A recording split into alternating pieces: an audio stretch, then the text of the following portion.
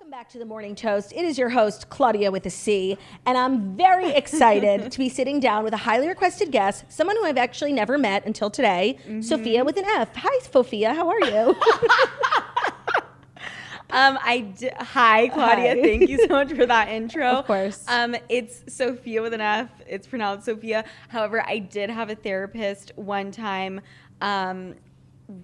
reach out to me, or had her assistant reach out to me, and the letter was addressed to Fofia, Fophia, after I said it's Sofia with an F, which is shocking. When you announced your podcast, I think people were like quaking, ready to hear what your name was going to be. And I like the name. Like, I get it, obviously, because the traditional way is Phia. But a lot of the feedback was Fofia. And I want to know what you have to say to the critics.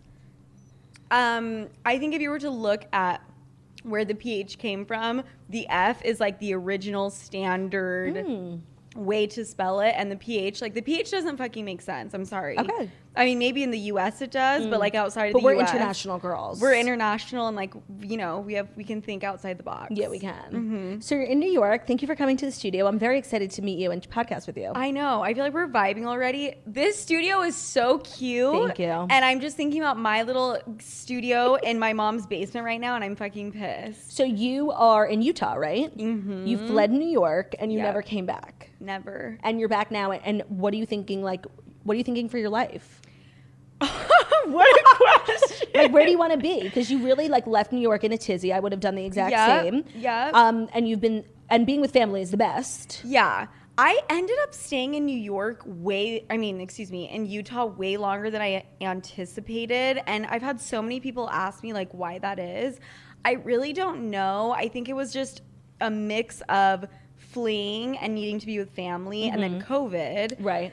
And then I think once I was starting to get ready to come back to New York, I was also trying to launch my show and my business and my merch line and all of those things and building a team, and they're based out of Utah, and there were like a lot of different factors. However, I am 100% ready to come back now.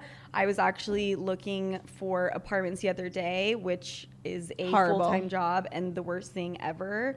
So, I mean, once I get one, I get one. See, people are like, why don't you just go back to New York? It's like, have you ever tried to get a fucking apartment in New York? Yeah, it's impossible. You don't just like go back to New York. Do you have any sort of like PTSD when you come back here? Zero. Oh, good. Which I find really interesting. I have zero of it. If anything, I think I feel better when I'm here. That's good. I guess because I used to call it home. Yeah. You know? And you just feel like more in the action. Yeah. And it actually makes me feel better. And I think it makes me feel like, oh, I'm not running away from something. Right. The way probably Utah makes me feel. Yeah. Because sometimes when I'm there, I'm like, you know what's so funny? So when I got canceled majorly in 2018, I went to Utah. oh, shut up. Yes, my whole family, like we just fucking threw our shit in a suitcase and ran. We rented a house, and it was so nice to be like unplugged, out of nature, all that shit. And so did you. Wait, that is so I just put that together. Hilarious. Yeah. How long were you in Utah for? What felt like an eternity, but I think it was probably 2 or 3 weeks. Okay. Yeah. And like, were you on social media or anything like I that? was trying really hard not to. I was on way less, but I'm a curious person. I just wanted to see what people were saying about me, and it wasn't good. Claudia, we have so many stories we could tell about like our canceling. Girl, no, I know. And so my first question for you was really like, how are you doing? Because like I joke now about cancel culture, but like when I went through it, like it was so tough mentally. Like my mental health was in such a bad position, and it took so long for it to bounce back. So like my first question for you was like, really, how are you doing? So how long has it been since that happened? Like 2 years since that happened to COVID made me? it fly right by. Yeah. So I would say I'm in, you know, a 90% better place, but I would be lying if I would sit here and say like I'm 100% back to who I was completely, I mean, quote unquote normal for me. I still, like, it still shows up in various ways, just kind of anxious. So sometimes I'll like overthink what I'm going to say because I'm like so scared of getting canceled again. Do you have that? Yeah, obviously. And you know what? As someone who's a little further out than you, I do want to let you know, like, it never goes away. Oh, great. But, amazing. But it does get better. And in the end, like, you're going to see it. And you might even be in this place already where when it was happening, you're like, oh, this is the worst thing that could ever happen to me. Like, what the fuck is going on? Yeah. But then years later, you really realize the value that came out of it. Like for me, there were so many people in my life who were like so fraudulent and like weren't here for me. And they cut me out. I was like, you know what? You did me such a blessing because I'd never want to be your friend if I was going through a hard time and you just bounced. Yep. I grew up a lot. Like, how old were you when the whole thing happened? I'm 29 now, so I was about 26, 27. I was 23. And like I just wasn't prepared, you know? Right. So it helped me grow up a lot. There are good things, and also it helped me take control of my business. Financially, I was much better off afterwards. But there are good things that come out of it. Yeah. And so you haven't come fully out of it yet. No, there's trauma. You never will, though. There's trauma. Yeah. It's like, it's just a part of who you are now. Right. I think that's true. I think it's one of those things that like I can heal from it, but there will always be like a part of me and part of my story. Yeah. I guess the difference is like when I got canceled, it was because like people were mad at me for things that I had said. Like I in their eyes, like I made a mistake. But I don't really see, your situation was so crazy. Right. Because whether people agreed with how you handled the situation, you didn't do anything wrong. You didn't like hurt anyone. You were just making a decision for your business and for yourself that you thought was best. Right. So then, you know, your relationship and yourself and your business was like sort of attacked for that when you didn't actually do anything wrong. Yeah, I think our cancellations were different. I think mine had like this layer of serious betrayal. Because you didn't really have any of that. Obviously, No. You were with your sister. I betrayed myself. Yeah. So I think like, the betrayal, I think, the bullying, which I'm sure you endured. Yes. But I think maybe like I endured it more. A little bit more. You know what? You were so unlucky because you want to know why? The timing of cancellations are so interesting depending on the news cycle, what's going on. Not only was it COVID, so people were bored to tears, but there was also not much else going on in the news. So I remember everyone, like, it's not normal for most news stories about like 2 podcast hosts to get that much news. Yes. But there was just nothing else going on, and it was COVID, and sensitivities were heightened. Oh my And it was like God. the timing for you just was atrocious. Really? I've never fucking thought about that, but it was actually the worst possible time. The New York Times was writing about it. Insane. Like, why is the New York Times writing about this shit? No, exactly, because there was really not all else going on, and people were working from home, and they were obsessed. Yeah. So I think the cancellation, it was hard that way, and then it was also hard to see something you worked on for so fucking long be sold for that amount of money that you knew it was worth. Right. I mean, I actually think if I would have stayed on the show and we would have not betrayed each other and we would have kept working on it, I think we could have sold it for more, honestly. Yeah. And that was always the goal. Because you guys were magic together. That's why, that was unprecedented podcast success. Yeah. From the first year that you guys did it. Nobody gets to the top of the charts every episode. Right. With a 1-year-old podcast. Right. And I think that's where the disconnect was between me and her is like, you know, I was like, no, I'm thinking 100 million, whatever. But I think that seeing it be sold for even 60 million, that's kind of crazy. And I've talked to people about that, and they'll say that's just how life is. Like, you miss out on money all the time, and you know, these business ventures, or you pull out stock and like you don't end up making $100 million, whatever. It's very different when you're on a show and like exploiting your personal life, your sex life, your jokes, your humor, your personality, your relationship for over 2 years, and then for that to be sold for that amount of money and like not see a penny. You know, that's like that's very different than like, oh, I'm gonna pull out of, you know, Incredible or Beyond Me. Right. And now it just went huge. You know, which I did do that, by the way. You did? Yeah, I was like an early investor, and then I took all my money out, and I was like, ooh, I shouldn't have Big done mistake. That. Huge. Big mistake. Huge. Wow, look at me. I'm just fucking up my money left and right. I just think you should not start Sophia with an F for financial assessment. Like, you should not be giving people financial advice. Absolutely not. Okay, so now when you look back on the whole thing, like, how do you, in one word, like, how do you feel about the whole situation now? In one word, I guess. Or 2. I don't know why I'm putting limitations. I'm like a sentence, a paragraph. I don't care. I would say I feel not 100% healed, but I really feel it in my bones that this is going to end up being one of the best things that could have ever happened to me. I agree. And even though I'm not there yet, I'm well on my way, and like I genuinely believe that. So I know the answer to this question, but I would be remiss, devastated, and heartbroken. The people listening would kill me. What are the odds, the chances for any sort of reunion between you and Alex? 0%. Okay, that's what I thought, but Yeah. I just want to put it out there for everyone. I mean, unless she wants to, Venmo me $30 million. Which, by the way, people say it was 60, it was more like 40. Oh, is that true? And then I guess she's splitting it 50-50, so it's more like 20. Splitting it with who? Barstool. Right? She is? Yeah, they split it 50-50. From Spotify That money? deal. Mm-hmm. Oh, I didn't know that. I thought it was just the merch. No, that was for in my the research. No, that was in the deal. Interesting. Yeah. So 20. So if she wants to Venmo me 10. After taxes, yeah, we're at agent, 5. lawyer commission. Oh, we're at 3. Oh my God, I feel way better about it already. Okay, I want to stop talking about the Call Her Daddy stuff, but I do have one more thing to say. Okay, go ahead. There was an episode, Lizzie just told me, thank you. Uh-huh. Alex said she has a 2-hour recording of you guys, like a conversation that she really wants to release just so she can clear her name as, not the one who betrayed the other one. What do you have to say to that? When did she say that? I think she said it on Jackie Schimmel's podcast. Love Jackie Schimmel. Oh, when was that? When was that, Lizzie? Like somewhat recently. A couple weeks It ago. was recently. Yeah. I know exactly what phone call she's talking about. It would 100% not cover her in terms of betrayal whatsoever. And I actually remember the phone call, and this is when I knew she was a really scary person to call a best friend. I knew she was recording the whole time. Oh. The way she was talking, being super careful, saying certain words. I'm like, bitch, you don't talk like this. I know this shit is being recorded. Right. So then I acted accordingly. Oh, smart. Okay, good. So, I mean, if she wants to release, it's very funny after everything she's done, she would want to like release something to clear her name. Like, but just move on. Sorry, wait, I actually have 2 more questions about this. Because honestly, I'm just really curious. Yes. So you guys were sharing an apartment at the time. Yes. How awkward was that? And like, how did you guys move out? And did you see each other? It wasn't that awkward because I avoided the apartment like the plague, and I was staying at my boyfriend at the time's house.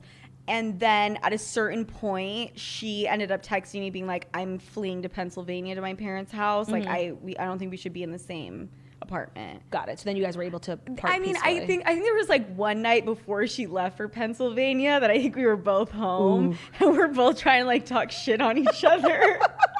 And our rooms are like 5 feet away from each other. That it was like, yeah, but for the most part, I avoided the apartment. Okay. And then you took some time off. And one of my favorite things, because you and I have spoken a lot about this, is you you were dead silent. Yeah. And you released like a couple, was it an Instagram story? Yes, of me talking. No! I already know where No, we're and by the way, going. I totally understand being like, you just needing to get something out. No Yeah. one's hearing from you. Like, we were like, what is Sophia? We've heard so much from Alex. Like, what's going on with Sophia? And you released this like twisted video. Like, It was, I remember I'm like pale white. I'm like as pale as this wall. I'm sitting on the carpet of my mom's bedroom. Right. I have been bawling my eyes out for 7 hours. And I am like told by like my team, you need to put out a statement. Yeah. Now is the time. And I'm like, I don't want to. I really don't want to. And then I'm sitting there being like, I want to say this, this, and this. And my team is like, so you're not going to say any of that. You're actually going to say this script. And you know what's crazy? For how shitty that video was, would you believe me when I told you that was like the 99th like try? oh no, I believe you. By the way, and so do you have Time Hop? No. You don't? What is that? Oh my God. Time Sorry, Hop. I'm not. How old are you? 33? I mean, sorry. I'm sorry. 23 is what I meant to say. 33? I was about to say you're younger I'm 27. than me. I'm not that much younger than you. Oh, you're only 2 years younger. Yeah. Okay, I was about to say I can't keep up with the time. Well, actually, Time Hop is like really like an old people Oh, app. it is? Yeah, so it's basically just an app that you connect like your Facebook, your Twitter, all your social media, your photo album on your phone, and they show you what you were doing this time last year. You check it every day. So it's like today, last sounds year. like a very millennial. I mean, Okay. a very Gen Z thing. So for me, like I have had my phone for so long, all of my like apology videos, like a couple days a year when I go back in time, it's like, oh, on this day you were apologizing. And my apology video is like so ugly and heinous. And like I was so fat at the time, like I just want to die. And I had this mole on my face. Like I was going to ask if it comes up in your Time Hop, but no.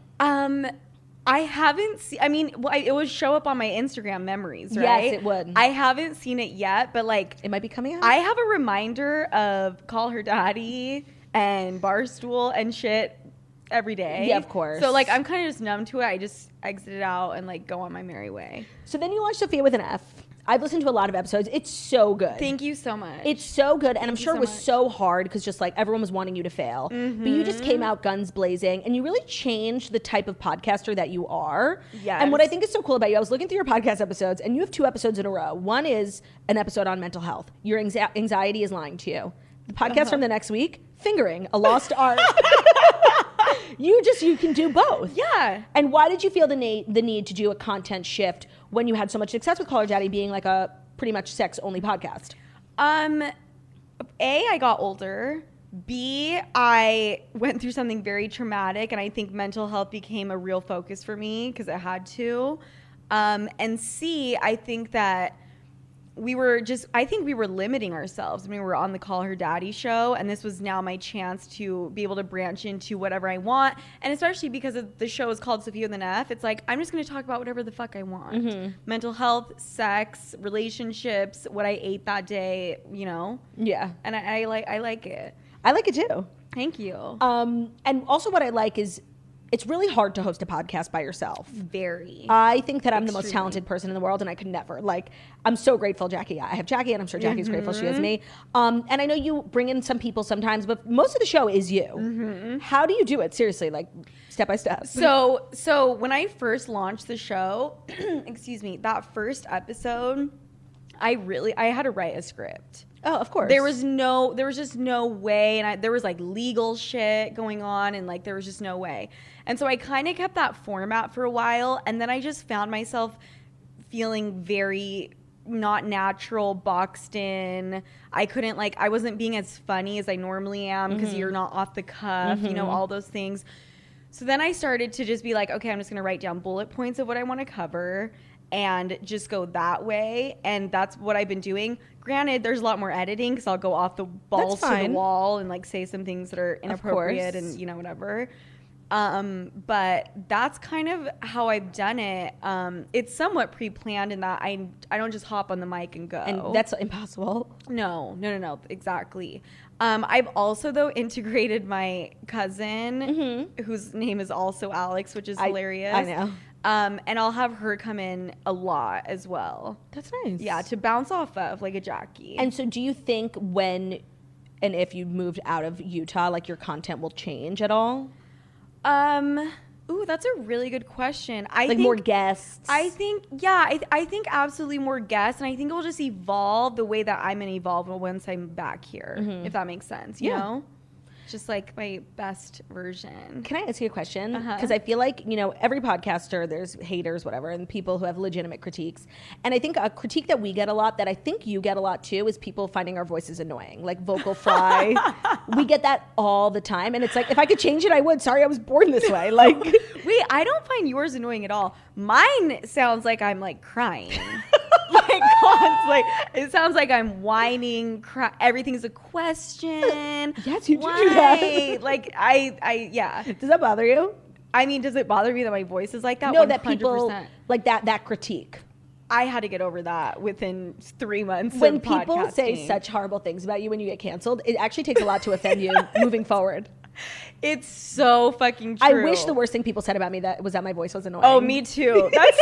That's when you know our cancellations were so fucking bad, is because that is like, whoop, that doesn't even affect me anymore. Literally. You know? What's your philosophy on, because I feel like before Call Her Daddy, you weren't super active on social media. Like the podcast was your job. And now that you're very much like an entrepreneur and the podcast is fed by the Instagram followers and you have a whole page for Sofia with an F podcast, you post a lot more. And I'm curious what because I'm very pro this particular topic. What is your philosophy on Facetune? Ooh, I used to be all about that. I'm not against it. I think it's like, so basically with like Instagram stories, every single one used to have a fucking filter on it. Now I try to never do that. But I think if you want to throw on a little bit of Facetune here and there, who cares? Who cares? Who cares? Honestly, I love it. I'm obsessed. I don't think I've ever posted a photo that wasn't Facetuned. That wasn't Facetuned? But that's because that's because I'm a deeply insecure person and I own it. Like my actual Instagram bio is, this is a Facetune fan page. Like so just know everything you're seeing, I'm giving you the precursor, disclaimer, this isn't real. And I think that's fair. I like to mix it up, and I like to mix it up because of my insecurities, and hear me out. I'm terrified that I'm going to start showing up places and people are going to be like, that is not what she looks like. You look exactly like your that's pictures. so nice, because when I first went out on tour, I was like, this is the first time people are seeing me in person. And I had like a whole 30 minutes in the beginning. Like, I know you guys might not know who I am, but like, I'm the girl from Instagram. Like, I look so different. And I don't even care at this point. Like, I literally couldn't care less. You look exactly the same. So I don't know if you don't know how to use Facetune. I'm telling you, nobody on the planet knows how to use Facetune better than me. And if there was a competition, I would win. Okay, well, I don't think you're not taking it way too far. Can I ask you a question? First of all, are you single? I'm kind of working things out right now. Okay, because first of all, I imagine it's quite difficult to date when like, I see this girl on Hinge, Sofia, let me look her up. Like, I imagine it's difficult to decide who to go out on a date with. Wait, what do you mean by that? Like, okay, let's say you meet someone on Hinge and you're like, hi, I'm Sofia. I don't know, do you use Hinge? I'm not on any dating apps right now. Okay, let's say, you got to a bar. Okay. You meet this really handsome, rich man. Okay. And you're like, hi, I'm Sofia. So 2 days ago? Yeah. You put your number in his phone, Sofia Franklyn. Mm-hmm. And are you thinking at all, like, is he going to Google me? No.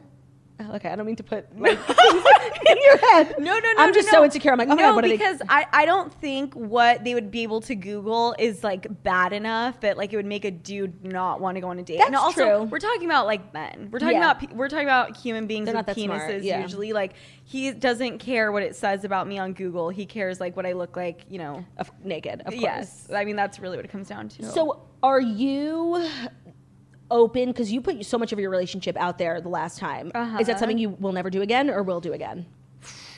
I haven't decided. I think that now that I own my own company, it's not as risky to do something like that. It's like, you know, what is Dave Portnoy and Barstool gonna like come after my boyfriend? Like, okay, cool. But I think I'll be more careful. Yeah. You know? And I will be more careful with but I mean, at the same time, like it wasn't really me who told anyone anything. It was my ex-co-host, my ex-best friend. Right. And you weren't publicly saying who he was, right? He was a pseudonym. I never said who he was. And I really only revealed details that I felt that he would be okay with people knowing. She kind of took all of the shit and ran with it and told everyone. Got it. So it's kind of like, you know, I think this next time, like I would be open to letting people know. Do you still talk to him? Yes. Okay. Are you guys on good terms? Yes, we are. Okay, that's nice. Yes, very good terms.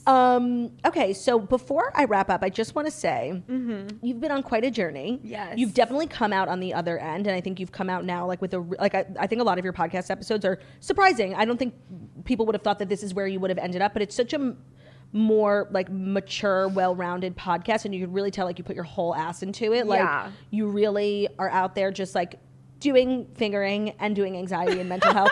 And I just think that's extremely cool, because I think obviously why people were always so drawn to you is like you're super funny and you know you say crazy sex things that like people are thinking but never will say out loud, and there's so much respect for that. But now you're also like changing, like flipping the script a little bit. Yeah. And thank you so much. How long has it been now since your podcast came out? A little bit over a year, I want to say. And it's doing really well. It's doing really, really well. You know, sometimes it plays with my head a little bit because I did come from the biggest podcast in the world. So that's like another thing that, you know, I kind of carry with me. Your frame of reference. Yes. But however, it's doing, you know, incredible. It's top 1% of podcasts just like yours. And the reception has been really, really positive. Really, really good. The sleuts. Am I saying that correctly? Yes. The sleuts die for you. The sleuts, and, you know, a lot of the people that used to listen to the old show. Yeah. Call Her Daddy. Like a lot of them are now Sophia with an F people. So. Yeah, because there's a lot of the same magic that was there, but you're also evolving, which is always good. Like when when you're on the internet for a long time, like you can't keep doing the same thing. Like you gotta evolve, you gotta be different, grow up, mature, because your audience is a lot of them is like the same age as you, and so you're all growing up together. Yep, 100%. Nice. Yes. 100%. Well, I love you. You're so funny. I'm so glad to finally have met you in person. You too. I want to go out for drinks one night. Jackie, I can feel something. Well, I told you that we're going out tonight, and maybe you should move your flight. Now that we've connected, you see I'm cool. I think maybe you should move your flight. Just think about it.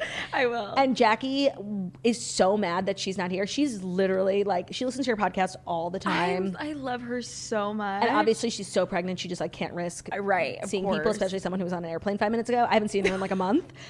So I just wanted to impart to you, she loves you. Keep doing the work that you're doing. Thank you so much. And Jackie and I will film something for sure. Yes, definitely. But that was Sofia with an F and Claudia with a C. If you want to hear more from Sofia, her podcast is available everywhere. Claudia with a K. No. Her podcast is everywhere, right? Spotify, iTunes, all the places. Yep. Sofia with an F. And then you can follow her on Instagram at Sofia Franklyn. Yep, Sofia with an F, Franklyn with a Y. So, I like that. Okay. Yes. Maybe you should change the name. Sofia with an F, Franklyn with a Y. What are you to your podcast. Oh, I should. Yeah, that'll really confuse people. It would be Sofia Yanklin. Everyone follow, listen, subscribe. Thank you guys so much. I hope you enjoyed this episode, and we're back tomorrow for another episode. Goodbye. Bye.